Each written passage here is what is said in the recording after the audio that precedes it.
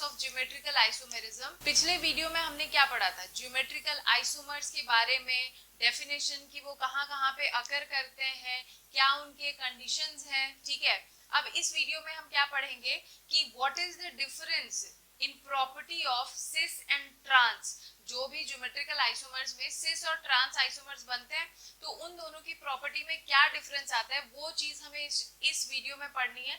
So let's start a video. तो अब video को स्टार्ट करने से पहले हम थोड़ा सा पीछे जाते हैं और ये देखते हैं कि ज्योमेट्रिकल आइसोमर्स कहाँ कहाँ पॉसिबल हो रहा था। देखो, ज्योमेट्रिकल आइसोमर्स कब होता है? जब कार्बन डबल बॉन्ड कार्बन होता है, ठीक है। अब इसका रीजन भी क्या है डबल बॉन्ड होने का, कि जहां पे भी डबल बॉन्ड होगा वहां पे क्या होगा? रेस्ट्रिक्टेड रोटेशन होगा, रेस्ट्रिक्टेड रोटेशन होगा। और जहां पे रेस्ट्रिक्टेड रोटेशन वहां पे ज्योमेट्रिकल आइसोमर्स जनरली पॉसिबल होगा, जनरली पॉसिबल होगा, ठीक है। क्योंकि मैंने पिछले वीडियो में बताया था कि सारे एल्कीन्स ज्योमेट्रिकल आइसोमर्स शो करे ऐसा जरूरी नहीं है, ठीक है। तो सबसे पहला कंडीशन तो ये था कि कोई भी दो कार्बन के बीच में डबल बॉन्ड अगर हो तो वहां पे रेस्ट्रिक्टेड रोटेशन होता है, तो जनरली वो ज्योमेट्रिकल आइसोमर्स बनाता है, ठीक है। अब दूसरा एक पॉइंट मैंने ये बताया था कि each carbon atom must have different group attached to it. दूसरा पॉइंट क्या था? each carbon atom must have different group attached to it, ठीक है।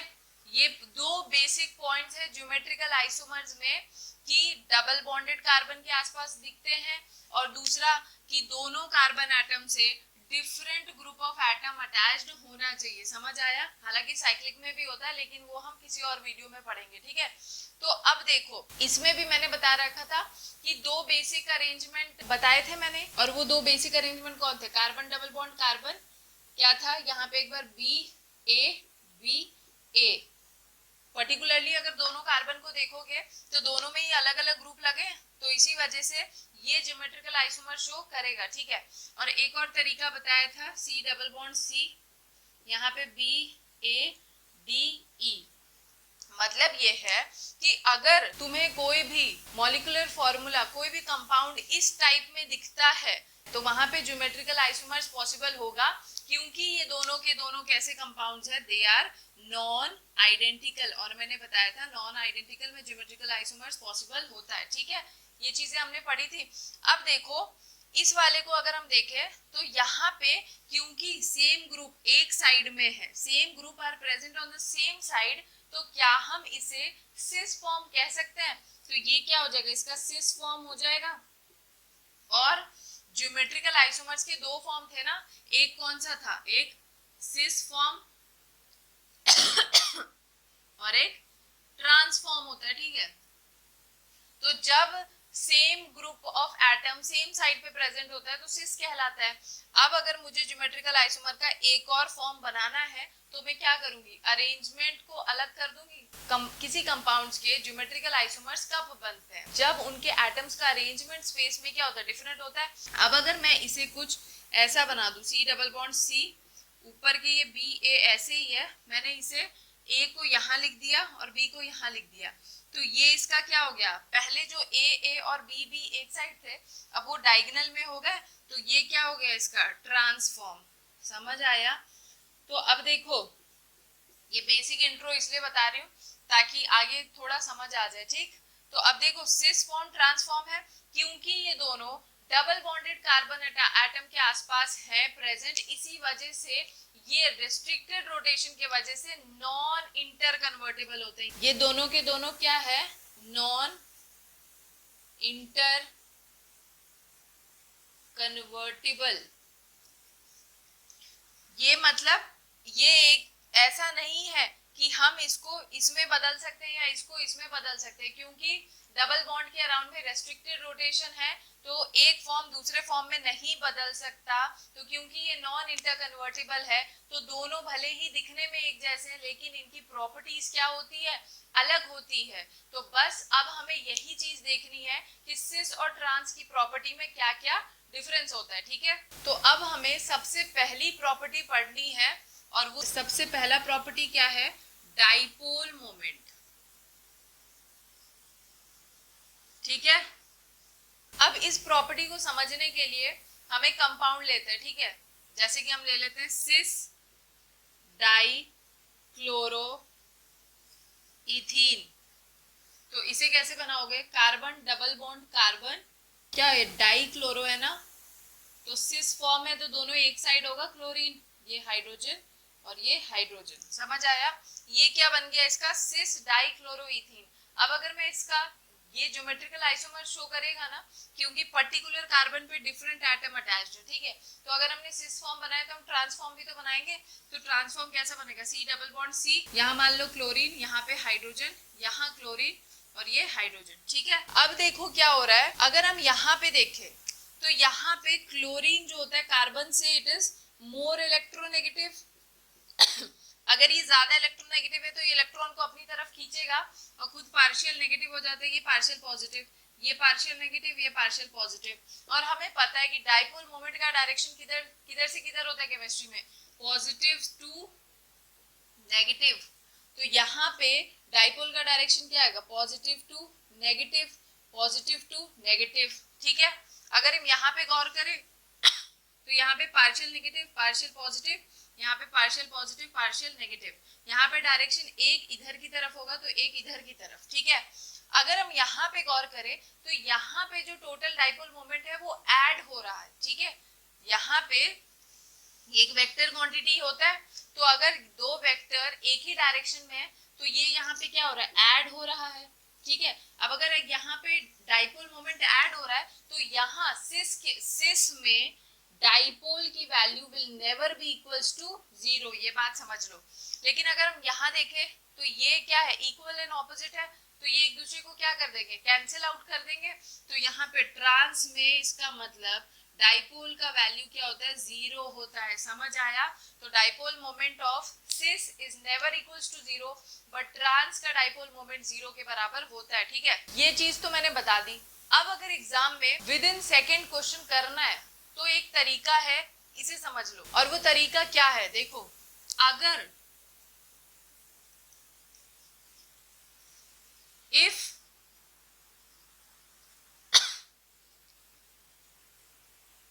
if electronic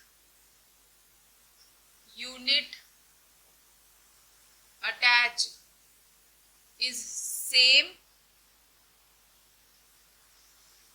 कहने का ये मतलब है कि मान लो अगर कार्बन से जो भी दो ग्रुप्स लगे हुए हैं अगर वो सेम नेचर के हो, कहने का ये मतलब है कि सेम नेचर मतलब क्या, अगर दोनों ही क्या है, बोथ इलेक्ट्रॉन रिपेलिंग या फिर बोथ क्या है, इलेक्ट्रॉन विड्रॉइंग, तो हमेशा याद रखना कि उस केस में dipole moment of cis will be more than that of, dipole moment of cis is more than dipole moment of trans, ठीक है। और सेकंड देखो क्या है, अगर दो ग्रुप्स जो लगे हैं अगर वो डिफरेंट नेचर के हो गए, मतलब एक का नेचर क्या है, इलेक्ट्रॉन डोनेटिंग, तो एक का नेचर इलेक्ट्रॉन डोनेटिंग है, तो एक का नेचर क्या, इलेक्ट्रॉन विड्रॉइंग। जैसे कि मान लो यहाँ पे अभी दोनों क्लोरीन लगे तो सेम नेचर के, तो सेम नेचर का है तो dipole of cis will be greater than that of trans. लेकिन अगर यहाँ पे एक मिथाइल हो एक क्लोरीन हो तो उस केस में ट्रांस का डाइपोल सिस के डाइपोल से ज्यादा होता है, समझ आया।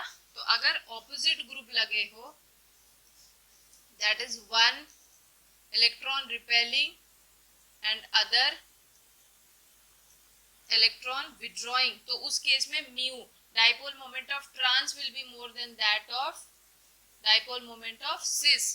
तो ये था dipole moment of cis and trans. ये डाइपोल मोमेंट करने के बाद हमें क्या समझ आया कि जो सिस होता है, क्या हम उसे ये कह सकते हैं कि ये पोलर नेचर का होगा, और ये कैसा होता है, नॉन पोलर, मतलब इसमें कोई पोलैरिटी नहीं होगी ना, क्योंकि इसका डाइपोल मोमेंट क्या है, 0, ठीक है। देखो सेकेंड पॉइंट क्या है, बॉइलिंग पॉइंट।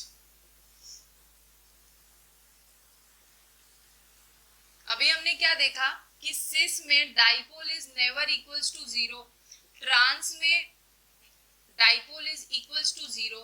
तो जीरो ना होने का मतलब इसमें क्या होगी, पोलैरिटी होगी, मतलब ये पोलर होगा, और ये क्या होगा, नॉन पोलर होगा।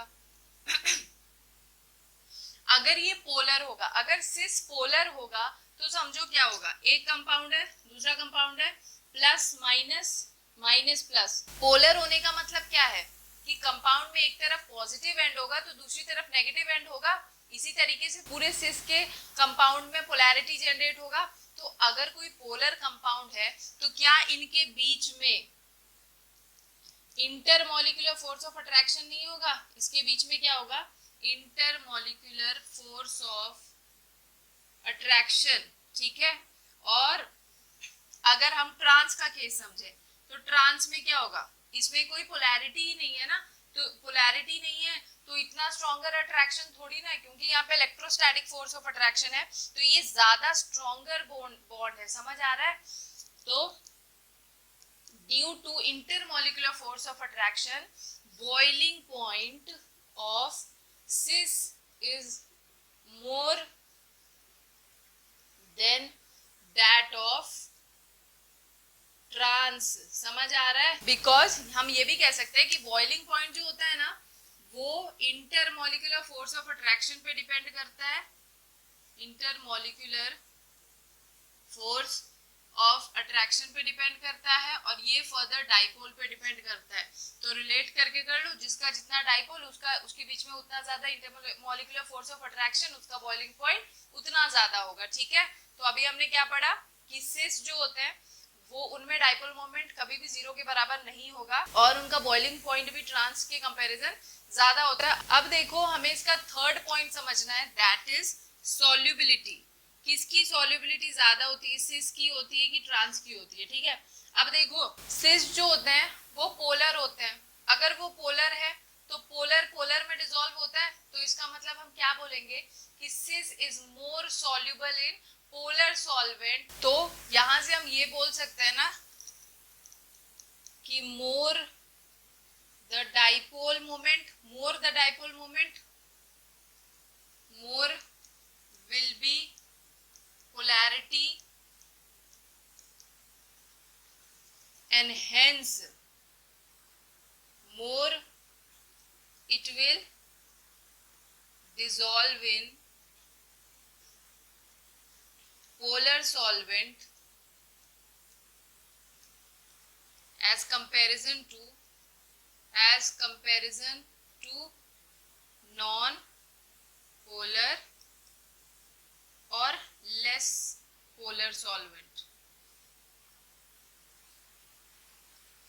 समझ आया। तो सॉल्युबिलिटी को भी हम क्या करते हैं, डाइपोल से रिलेट करके कर सकते हैं कि जितना ज्यादा डाइपोल होगा उतना ज्यादा पोलैरिटी होगा, उतना ज्यादा जो सिस फॉर्म है वो वाटर में मोर सॉल्युबल हो जाता है, या पोलर सॉल्वेंट में मोर सॉल्युबल होगा एज कंपैरिजन टू ट्रांस। समझ आया। अब हम इसका फोर्थ पॉइंट पढ़ेंगे, दैट इज मेल्टिंग पॉइंट, ठीक है। अब देखो मेल्टिंग पॉइंट को समझने के लिए हम क्या करेंगे ना, जो मेल्टिंग पॉइंट होता है वो सिमेट्री ऑफ द मॉलिक्यूल पे डिपेंड करेगा, ठीक है।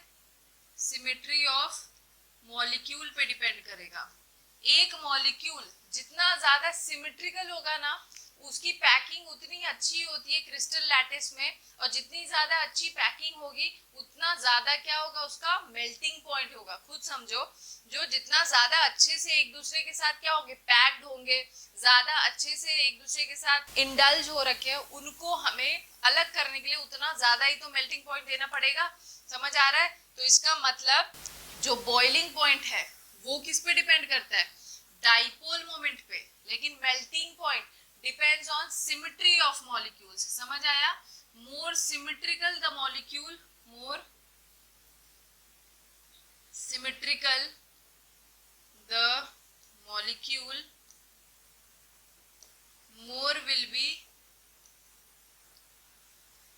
B the melting point. समझ आया। और हमें दिखता है कि सिमेट्रिकल ज्यादा कौन होता है। देखो अगर मैं कार्बन डबल बॉन्ड कार्बन, यहाँ क्लोरीन क्लोरीन हाइड्रोजन हाइड्रोजन लगाती हूँ तो ये सिस फॉर्म है, और अगर मैं इसका ट्रांस बनाऊं तो क्या होगा, क्लोरीन क्लोरीन हाइड्रोजन और ये हाइड्रोजन। तो अगर हम इसे देखें तो ये ज्यादा सिमेट्रिकल है ना, ट्रांसफॉर्म जो होता है वो ज्यादा सिमेट्रिकल होता है। जितना ज्यादा सिमेट्री होगा उतना ज्यादा क्या होगा, पैकिंग होगा, मोर will B efficient packing in crystal lattice and hence more will be the melting point, hence more will be the melting point। तो हम क्या बोलेंगे कि बॉइलिंग पॉइंट सिस का ज्यादा होता है लेकिन मेल्टिंग पॉइंट ट्रांस का ज्यादा होता है। समझ आया? अब हम इसका लास्ट पॉइंट पढ़ेंगे, दैट इज स्टेबिलिटी। ठीक है, स्टेबिलिटी किसकी ज्यादा होती है, सिस की कि ट्रांस की? ठीक है, अब देखो जो स्टेबिलिटी होता है ना वो स्ट्रेन के इनवर्सली प्रोपोर्शनल होता है। ठीक है, it is inversely proportional to strain. अब इसे कैसे समझेंगे आप? ठीक, तो जैसे कि ब्यूट 2 इन का ही एग्जांपल ले लो, तो carbon double bond carbon CH3 यहाँ पे है H और H। ठीक है, ये हो गया। अगर ये कौन सा फॉर्म है, ये सिस फॉर्म है।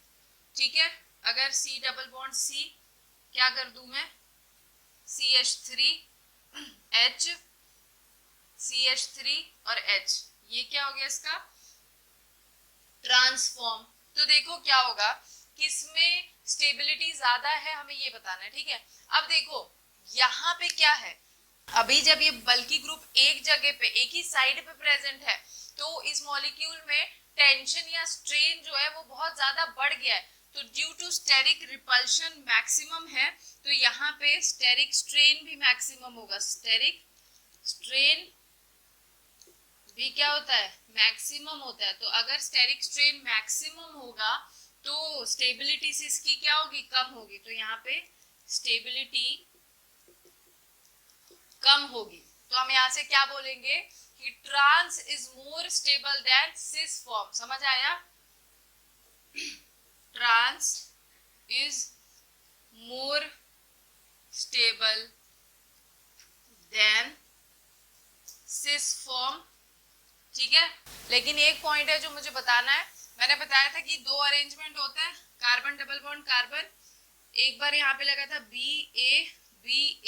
ठीक है, जो कि ये हम इस एग्जांपल से समझ सकते हैं, ये कुछ उसी टाइप का दिया हुआ है। ठीक है, लेकिन एक मैंने बताया था कार्बन डबल बॉन्ड कार्बन, यहाँ पे BADE लगा हो। अगर कार्बन डबल बॉन्ड कार्बन के आसपास चारों ग्रुप डिफरेंट होते हैं तो वहां पे सिस ट्रांस आइसोमर को समझना या बताना थोड़ा सा डिफिकल्ट हो जाता है। तो इसी के लिए इसको समझने के लिए हम EZ सिस्टम को समझेंगे, जो कि हम अपने अगले वीडियो में करने वाले हैं। तो आज का वीडियो जो भी प्रॉपर्टी था बिटवीन सिस एंड ट्रांस वो होता है खत्म। नेक्स्ट वीडियो में हम क्या करेंगे, इस EZ सिस्टम को पढ़ेंगे। Thank you.